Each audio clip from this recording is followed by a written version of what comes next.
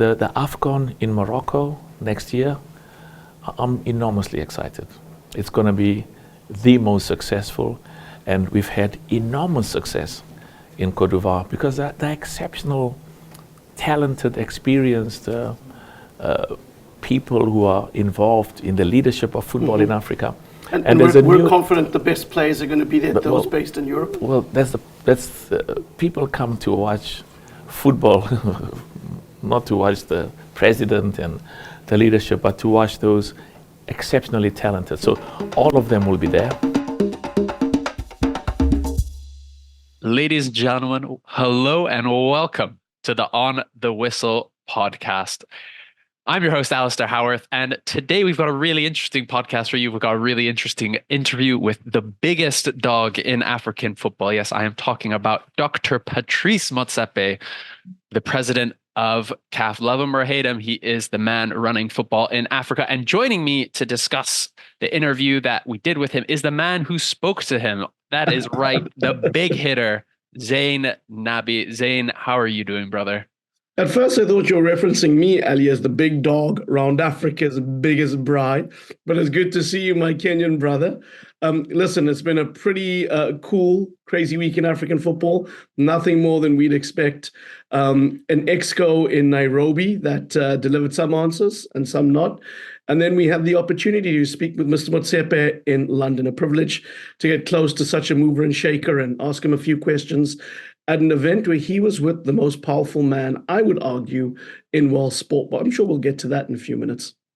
Yeah, so we'll start here with the exco meeting because, you know, usually exco meetings, they're the boring kind of nonsense of the bureaucratic business behind, the sport. And oftentimes there's frustration that there's, a lack of transparency. We don't know what's going on behind those meetings. There's accusations of whether it's FIFA or UEFA doing these backdoor deals. And, we don't get any insight into how they run these things. But this time, for the first time in all of CAF's history, all of their, whatever it is, 60, 70-year history, we got a bit of an insight. And that is because somebody accidentally put the Exco meeting, the video of it, onto YouTube Live. And so for a very brief minute, a couple minutes before they realized it took it down, we were able to get a slight insight into the actual meeting itself, in which, Motsepe was there kind of criticizing some of the members for not kind of being honest with him. I think that's been a big thing is there's been accusations about Motsepe previously as kind of not running CAF. It's the guys underneath him. And, some people even saying that he doesn't know what's going on because they hide it from him. They just pretend to be yes man. So it's interesting him saying that. Obviously, they proposed to change the 70-year age limit for being the president. Previously, you weren't allowed to be the head of CAF once you hit 70. And obviously, unrelated-wise, Patrice Motsepe is up for re-election in March for another term, which actually wouldn't take him past 70. I think he's only 62, but it might pave the way for a future of Motsepe that goes beyond this next period. Zayn, what did you make of it? I mean, we often talk about the incompetence in football media, in football, generally in football governance, but this kind of takes the cake in terms of the kind of ludicrousness of CAF. Yeah, I think we've always tried to be positive influencers in African football, but also holding a mirror up and being honest about the failings within our sport. And I think, look, I remember attending a World Rugby press conference many years ago when it was announced that France were going to host the 2023 World Cup. And the people running the social media accounts, if I remember correctly, put out the wrong tweet about who was going to be hosting the next World Cup. And I remember going at that point, wow, this is ridiculous. How has this even happened at such a high-ranking sporting federation?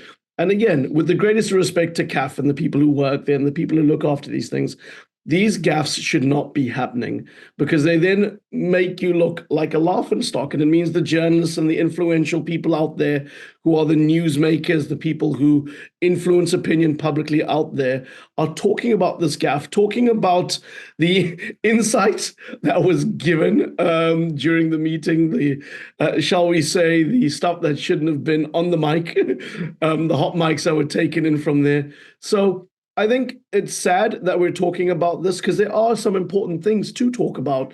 There are some very important issues around the proposal to change the age limit, like you mentioned.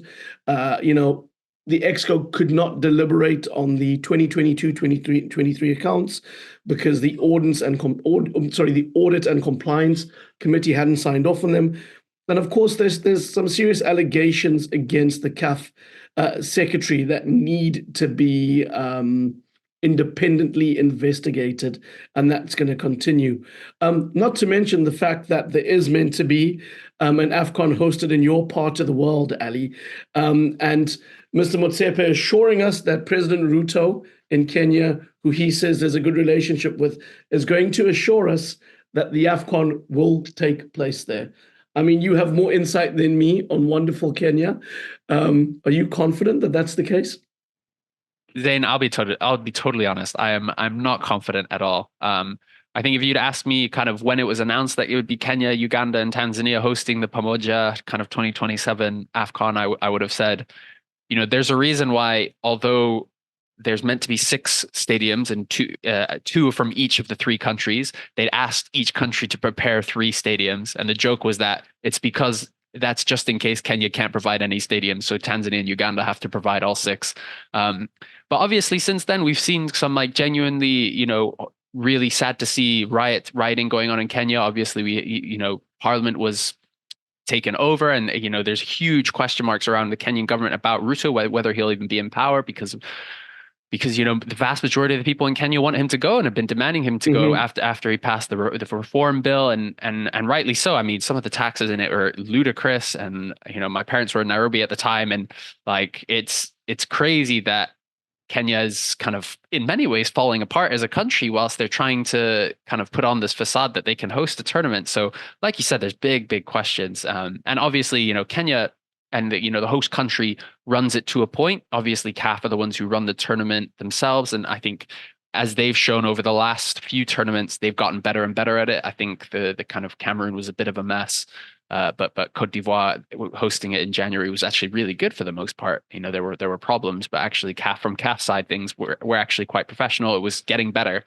But you do question, the logistics involved, and kind of, you don't even know what state these countries will be in. Obviously, Uganda are in a similar position to Kenya, where there's kind of rumors that they'll be having similar riots and a social uprising that we don't know what scale that will take. So huge questions. Would I be surprised if it got moved to a different country, because if both those countries are out of the picture? Tanzania can't host it by themselves. So lots of questions. And we're talking about the men's AFCON in 3 years. What about the women's AFCON? That's meant to be happening we still this don't next know what summer. that's going to be, right? South Exactly. Africa now in the front line of hosting the tournament. Exactly. And that happened at the last Exco meeting, where it was almost just like a side note, where it was like, oh, and opening it up for the 2025 AFCON. And you could see that they'd omitted the Morocco from the 2025. So they well, hang on, are Morocco no longer doing this tournament? And suddenly it might be in South Africa, which, obviously would be great. I think it would be exciting, but that's less than a year away. We don't even know when it's happening. So I think there's huge questions to be asked of CAF, huge questions to be asked around these things. And obviously, you mentioned the kind of Veron Mosengo kind of investigation for misconduct. Obviously, he's the general secretary, and many people say that he's the one who runs CAF. Motsepe is kind of the figurehead. So, obviously, if there has been misconduct, that has to be investigated internally and externally as well. Which Motsepe said that would happen. It would, but we need the proof is in the pudding. I guess you could say. We need some proof of that. But Zayn, obviously, you then spoke to the big man in the wake of all of this. You spoke to him after that. How did that come about? Where were you speaking to him? How did this come about? And what was the interview like? Well, the interview opportunity came about around midweek this week in London. And the reason it came about is because we had Mr. Motsepe, who obviously leads the Confederation of African Football, meeting who I would argue is the most powerful man in professional sport right now, and that is Turki Al-Sheikh. He is the gentleman you will see in Riyadh. He's the gentleman you will see driving sport investment in that part of the world. When you think of the big fights that take place, he's often the gentleman standing in the middle in his traditional Saudi Arabian garb. He is the man who's in charge of Riyadh season. If you're in Saudi, you'll enjoy it. It's a wonderful season of food, entertainment, and of course, lots and lots of sport. But the meeting was really about CAF and Saudi Arabia, not the Saudi Arabian Football Federation, but Saudi Arabia putting together a memorandum of understanding that will see them work closer together. Now, the devil is in the detail often with these memorandum of understandings. And to be honest, not a lot was communicated with us on the night of how the memorandum of understanding will take place, and practically how it will help benefit both African and Saudi Arabian football. However, it is fair to say that Dr. Motsepe, and in the interview with me, explained the importance of ensuring that CAF is on a financial footing that is solid, that is strong, and that can ensure the coffers swell.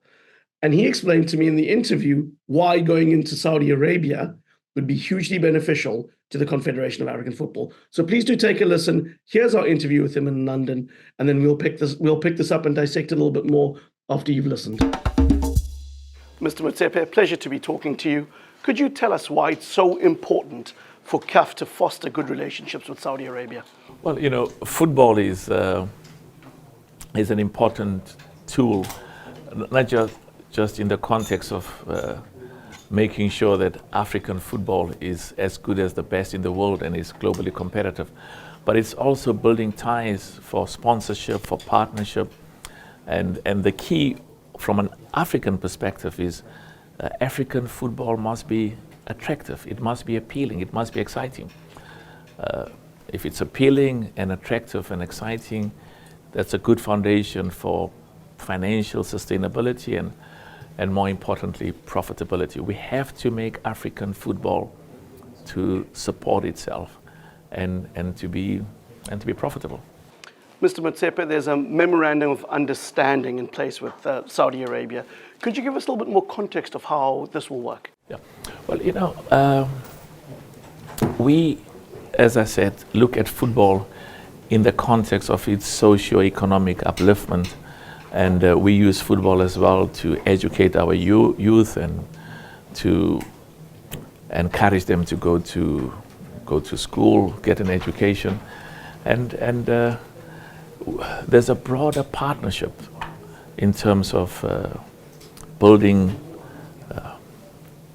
business ties, trade ties, investment ties, cultural ties, and the commonality of and the common interest that football serves as a foundation for mutual interest and excitement and focus is a big tool and an important tool for building a mutually beneficial relationship between the African continent and Saudi Arabia. The CAF Super Cup, it sold out within 12 hours, if I understand correctly. That match between Zamalek and Al Ahly, the two Egyptian giants. The fact that this game sold out so quickly and it's being played in Riyadh, what does that say about the appetite for African football in the Middle East and perhaps in other countries? It's so important because the quality of African football must be globally competitive. African football must be exciting. People must want to watch it, must want to enjoy watching it. And that's reflected in that the tickets were sold out in the first few hours.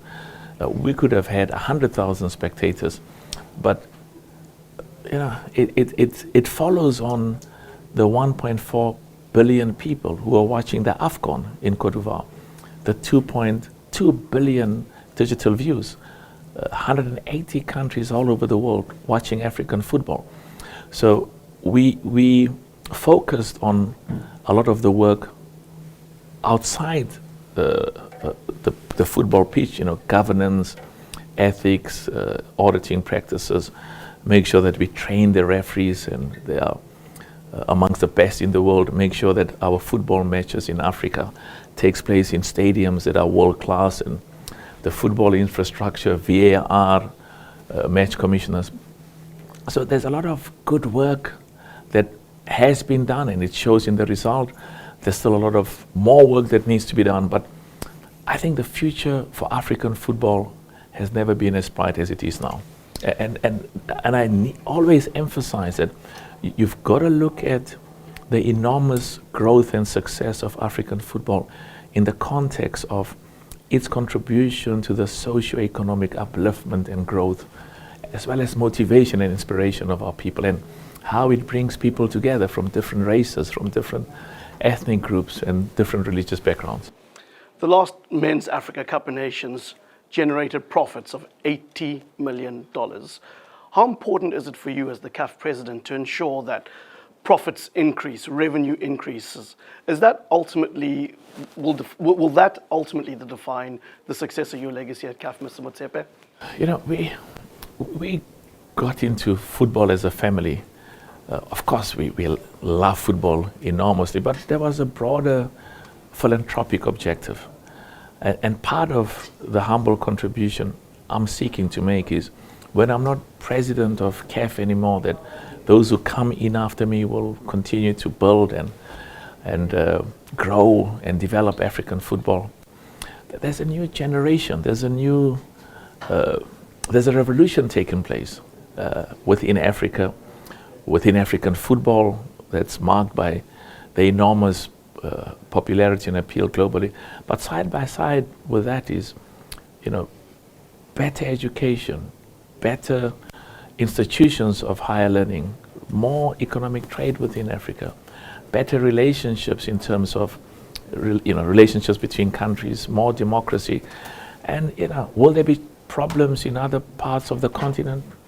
Yes, there'll be problems, as there has been and as there will be in many other parts of the world. But overall, the future of African football and the future of the African continent has never been as bright as it is right now. My last question, Mr. Motsepe, is we all, I think, who watched the last AFCON were so impressed by the quality of football. I love the quote around the Ivory Coast winning, "Ghosts can't be afraid once you're killed," and they went on and won the tournament.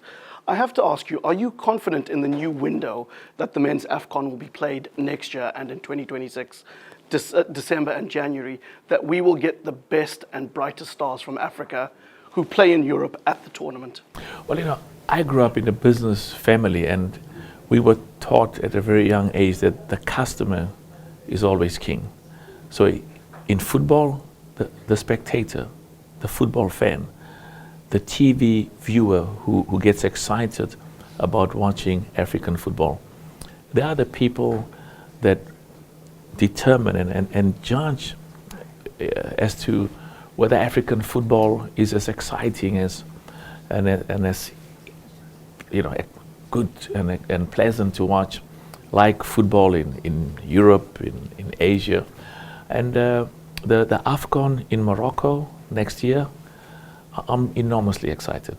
It's going to be the most successful, and we've had enormous success in Côte d'Ivoire because they're exceptional, talented, experienced people who are involved in the leadership of football in Africa.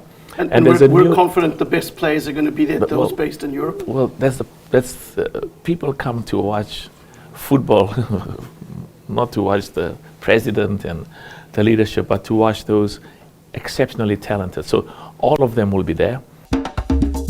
And that is Zayn Nabbi talking to Dr. Patrice Motsepe. Zayn, Motsepe is very famous in the kind of media world for being the master of saying things without telling you anything. And I think we got a glimpse into that interview, his ability to kind of charm and ramble without necessarily answering, potentially a skill he's learned, or I think is actually better at than Gianni Infantino, his FIFA buddy. But Zayn, what did you make of the interview, what he said, and actually doing the interview itself? Look, I think what's very clear with Patrice Motsepe is his motivation is to have CAF on a strong financial footing. As I mentioned in the interview, they have made 80 million in profit. That's in dollars from the men's AFCON this year. The game, in many ways, is in rude health on the African continent. And I think that will ultimately define his legacy. He spoke very openly about wanting to do that with this memorandum of understanding and with this partnership with the Saudis. I think that it would be something that we have to mention for fairness and balance. It really behooves us to talk about the fact that, look, there are a lot of sporting federations in the world establishing relationships with Saudi Arabia. We've seen it in golf, we've seen it in tennis, we've seen it in Formula One and other motorsports, we've seen it in football, whether it's with Newcastle, whether it's with FIFA sponsorship deals, whether it's with the likes of Cristiano Ronaldo or Lionel Messi. So CAF is not doing anything that hasn't been done by any other major brands, individual or organizational. However, there will be rights groups who will say that the kingdom's investment in sport is nothing more than being done to distract from some very serious issues within Saudi Arabia. So what are those issues? You know, Saudi Arabia has a lot of criticism from the likes of Amnesty International and Human Rights Watch for enforcing restrictive laws on political and religious expression. There are human rights abuses. There's criticism of using the death penalty, including on defendants arrested when they are minors.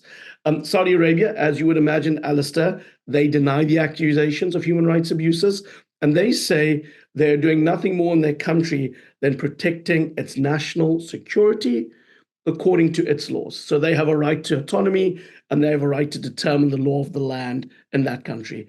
However, it does behoove us to mention the other side, the other criticisms that come with working with Saudi Arabia. And to be honest, I'm really keen to see what this will actually mean. Are we talking about purely an exchange of knowledge? Are we talking about serious investment like we've seen in boxing and other sports? We know that the Super Cup that's going to be played between the Egyptian giants Zamalek and Al Ahly. Ahmed Yusuf, once of this manner, tell me if I've got the pronunciation of Zamalek correct. I'm sure you're listening out there. But that game sold out in the matter of 12 hours. There's obviously an Egyptian diaspora that lives within the kingdom. They lapped up that game. But Mr. Motsepe making the comment that, you know, we could have filled 100,000 stadium. I think that in itself, and from what we've seen with the Egyptian Premier League going to playing games there, shows that maybe there's a way they can monetize very legitimately around some of those North African powerhouses from Egypt, from Tunisia, from Morocco. I do question if this was going to be a powerhouse battle of sub-Saharan proportions, whether it was Petro Luanda versus Sundowns or Sundowns versus TP Mazembe, whether we'd get the same type of response from that part of the world. But I do think exploring sponsorship deals, exploring ways that they can work together closely with the region is in line with every top sporting organization out there. Yeah, and I think, you know, obviously the Saudi question is so complex. There's so much nuance to it. And I think actually, in a way, unlike, you know, I don't want to be too harsh here, but a lot of Western countries and Western-based media, like here in the UK, where I live, you know, there's so much snobbery towards Saudi Arabia. And yes, there's 100% very valid criticisms that need to be pushed towards them. And, you know, there needs to be a real sense of kind of skepticism when they come, you know, whether it's Live Golf or Newcastle or whoever, but when they come with billions and trillions of dollars, there needs to be some kind of due diligence. But I think, particularly coming from an African context, you know, I think there's a bigger sense of like the complexity of these things, you know, like it's, you know, we don't live in this, you know, I almost, you know, call them like faux democracies, you know, like where it's like countries like the UK, the US, you know, pretending to be like this kind of paragon of, you know, morality and kind of, but when it's, you know, we have our own problems here. And I, you know, I think of, say, for instance, the Qatar World Cup, and again, there are huge issues there, but the amount of criticisms that have been angled towards Qatar compared to, say, the criticisms or lack thereof coming towards the North American World Cup, it's night and day. And yes, there's issues with Qatar, but there's also huge issues with the US. And I think we need to make sure that when we're being critical of these places, it's not coming from a place of xenophobia, from racism, you know, from kind of that kind of fear. Now, I think from African football perspective, there is big questions, there is big concerns, because I think the big one is an over-reliance on Saudi investment and Saudi money, right? I think Motsepe said in another interview where he was saying, someone was asking him whether he's going to rerun for election, and he said, I've had 2 or 3 huge sponsors already tell me that if I'm not president, they'll pull out. And it's that kind of attitude that actually makes me worry for CAF, because a good steward of an institution like CAF should leave it in a position where it's stronger when he leaves. Whereas Motsepe is saying, actually, we'll be in a weaker position if I leave. And I think it's the same sense with Saudi. Is there's a real fear that, look, if CAF gets into bed with Saudi, they already have. They funded the AFL, the African Football League, formerly known as the African Super League.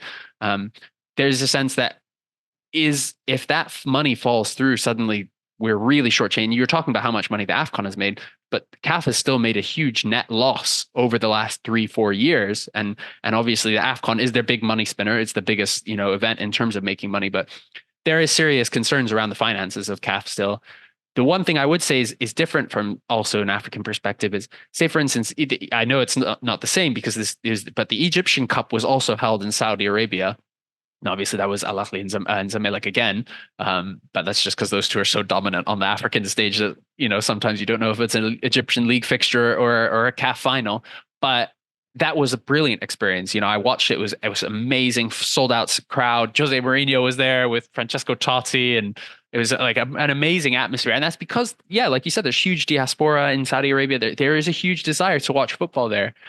So I think it's, as you said, the devil's in the detail with this memorandum of understanding, because there is no detail in it. So we'll be interested to see what comes of it. But I think actually there is a sense that we should be exploring these options and these kind of different avenues for growth on the African continent, particularly when I think, say, for instance, the AFCON, we spend so much of our time, and particularly with the Shirtless Plantain Show guys who are with us, complaining about the coverage and the investment from a European and American side. If they're not interested in African football and Saudi is, there is an element where that's where we got to go. That's where the money is. That's where the interest is. But Zayn, I want to quickly pick up on one thing in particular that Motsepe said to you, and that you kind of pinned him down on, and he's trying to wriggle away from, was this idea of the next AFCON, because the next men's AFCON will be held over Christmas, between December and January of 2025. Obviously, that was to get through a small loophole where they couldn't host it in 2026 because it would clash with the World Cup. But if they put it just the first week in 2025, they could count it as a tournament in 2025 and get it through the FIFA fixtures. But you asked him about whether all the players will be able to make, because that's always a huge issue around the AFCON, whether the European-based players will be able to come. And he said for certain that those players, whether Salah, Mane, coming from whatever, well, not Mane anymore, but all of the stars coming from, you will be there and there will be no issues. That was quite interesting to me that he was so confident. Are you confident that will come through? I was quite telling that he was so confident in that. Yeah, I think, look, the messaging from CAF has been, this is an international tournament in an international window, therefore the tournament will have to take place. And Mr. Motsepe said as much. He said all of them will be there. He was unequivocal. Now, it remains to be seen whether UEFA, the European Clubs Association, will see it that way. And that is mainly, and also FIFPro, if you bring it in, the Global Union for Footballers around the world, because you will have footballers finishing the season, the top players then going to the FIFA Club World Cup, which is an expanded tournament in the United States, then coming back and playing top domestic football here in Europe and, leagues around the world, then an AFCON, and then a World Cup. It's a pretty relentless summer, right? And at some point, you're going to have to think somebody's going to have to say, this is not enough. We've already seen some players here speaking out about potentially not playing games, potentially a boycott because the calendar is too full. It's something we've spoken about. It's something other players have mentioned.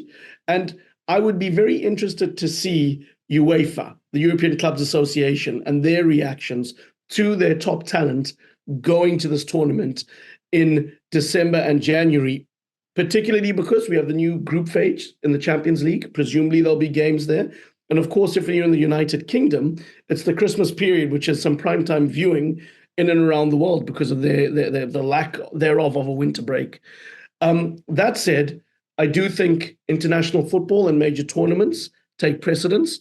So European football will need to take a back seat. I hope that message will successfully go to the likes of Mr. De Laurentiis, the Napoli president, who in the past has made some really disparaging remarks around the AFCON. And why that's so damaging is he's a very experienced, a very outspoken leader of a very iconic European team, obviously in Italy. And he has had two of some of our best talents in recent years. Victor Osimhen, who's recently left to go and play his football in Turkey, and prior to that, Kalidou Koulibaly, who is in the Saudi Pro League. So those comments are damaging. Mr. Motsepe is pretty firm in saying that our best talent would be there, and we need them there because we need enthralling football. Fans need an opportunity to touch, taste, and feel their stars. And if you and I have the privilege of going to the tournament, I think you'll probably be there, Ali. We deserve to see top quality football. And if they want to keep the sponsors happy, and Mr. Motsepe is somebody, and just to balance out what you said earlier, Ali, I can see why sponsors would like Mr. Motsepe there. He's a sound businessman. He has previously run a successful team in Sundowns. His son currently looking after the team there in South Africa. He is a very attractive personality and character to business that would want to enter, because he would be seen as very credible. Now, you've raised the issues, and people are investigating the issues at CAF with the Secretary General that are very real.